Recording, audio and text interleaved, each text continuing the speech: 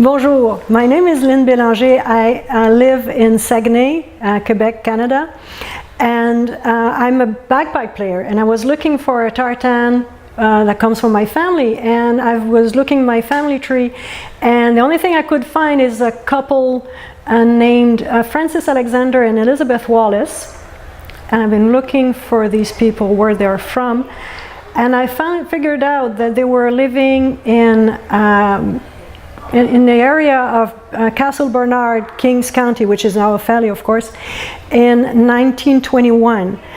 This couple moved the entire family to Saint-Roch-de-la-Chigan, in the province of Quebec, probably in 1823, with my ancestor.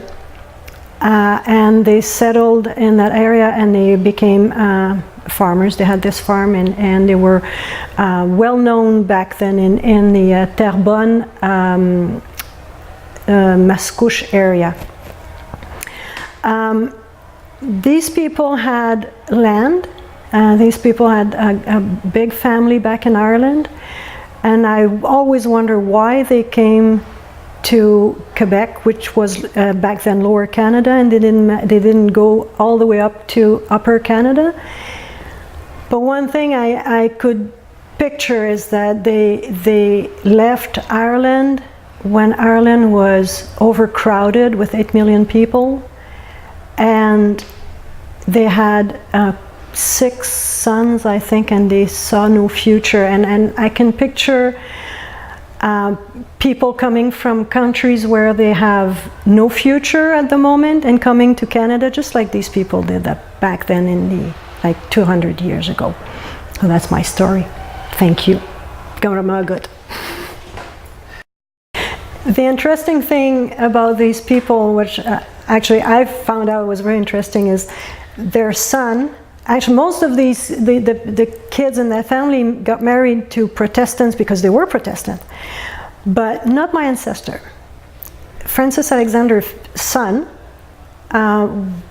had kids with Angélique Huppé, and I never managed to find any documents making it official that they got married.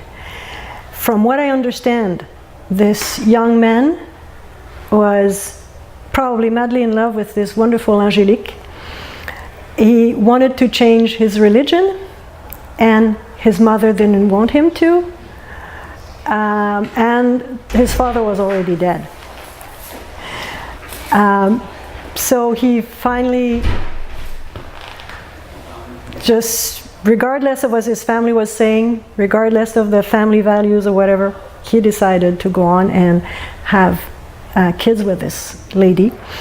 Their oldest daughter, Elizabeth Alexander, is my ancestor.